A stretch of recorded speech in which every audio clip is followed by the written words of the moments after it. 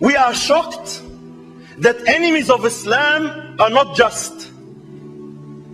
We are shocked that enemies of Islam are not showing us sympathy. We are saying, look, every day we're claiming, we're protesting.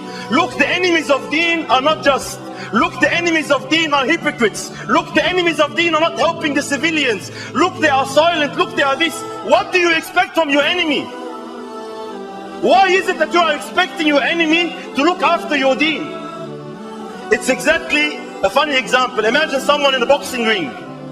He enters the boxing ring against an opponent. He's fighting with him and then he gets punched. So instead of fighting back, he goes to the audience and says, look, he just punched me. That's unfair. Why is he punching me for? Why is he violent? Habibi, he is your enemy. He is trying to destroy your Deen.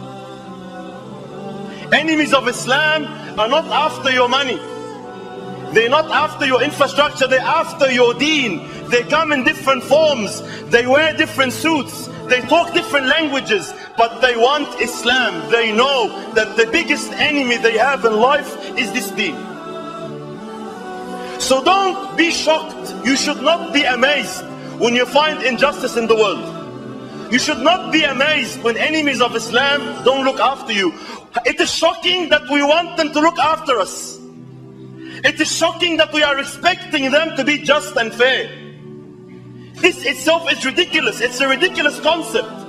That you want the enemies of Islam to look after you and serve your Deen and be just and fair. This will never happen.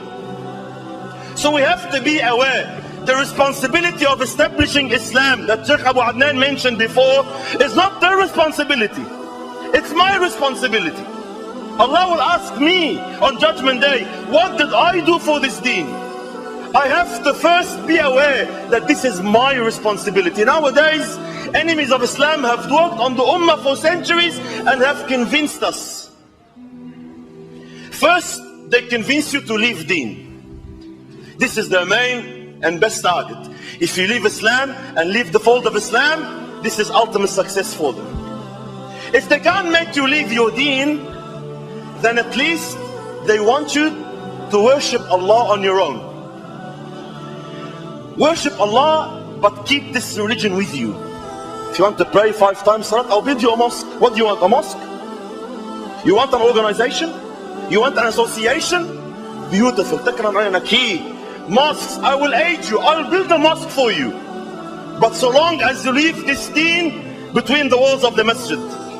If you want to worship Allah, if you want to grow your beard, put niqab and do it. But please, don't intimidate us. Leave us to our lifestyle.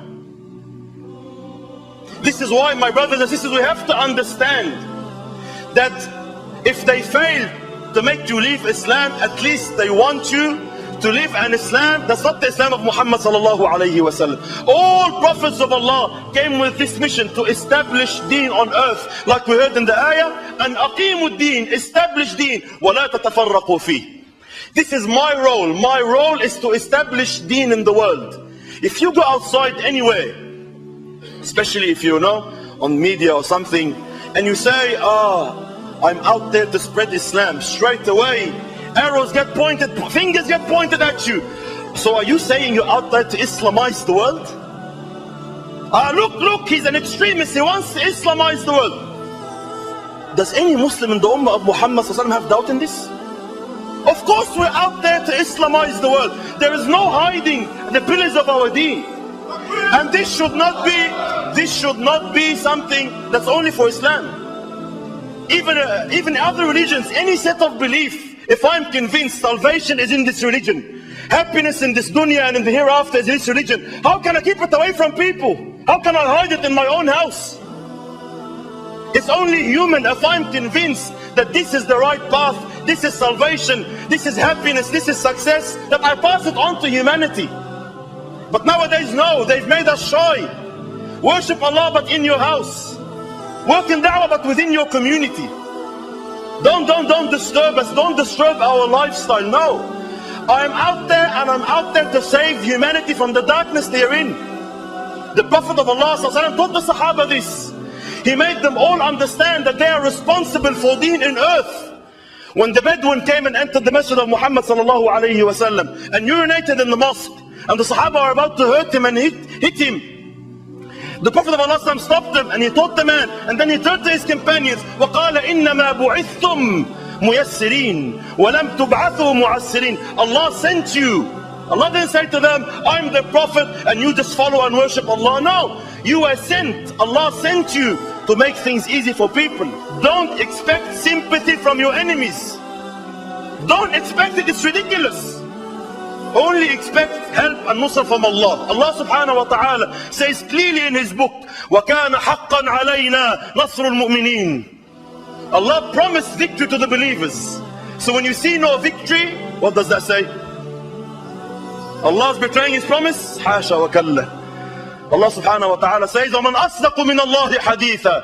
Who is more honest in his speech than Allah subhanahu wa ta'ala? It's us not fulfilling the conditions. Allah subhanahu wa ta'ala says, Surah An-Nur, وَعَدَ اللَّهُ الَّذِينَ آمَنُوا مِنْكُمْ وَعَمِلُوا الصَّالِحَاتِ. Allah promises those who have belief and they act accordingly. Iman wa amal salih. وَعَدَ اللَّهُ الَّذِينَ آمَنُوا مِنْكُمْ وَعَمِلُوا الصَّالِحَاتِ لَيَسْتَخْلِفَنَّهُمْ فِي الْأَرْضِ. Allah will make them rule earth. Quran, promise of Allah. In the end of the ayah, يَعْبُدُونَنِي لَا يُشْرِكُونَ بِي شَيْئًا. They worship me, they don't associate anyone with me. We're missing action, we're missing a'mal, we're missing qualities. Everyone talks about manners, everyone talks about zuhd in dunya, everyone talks about akhlaq of Muhammad sallallahu alaihi wasallam, everyone's speaking about salah in the masjid, and Quran, and tahajjud, and dhikr of Allah, but we're not seeing it live in our life. We want, if you're really concerned and you really want to move, then you start with yourself. Your actions are much, much stronger than words. Wallahi, wallahi, the enemies of Islam, when they see a lecture like this burns them 1,000,000 times more than a comment or an anger or this. It burns them more because they know youth will leave and become, in their context, sort of brainwashed. He's brainwashed. He's an extremist now. Why? He wants to grow his beard and go to the masjid. She wants to put niqab on. She's an extremist. So my brothers, please, two things: awareness and action. Action means myself and da'wah, working hard to establish deen on earth without shyness.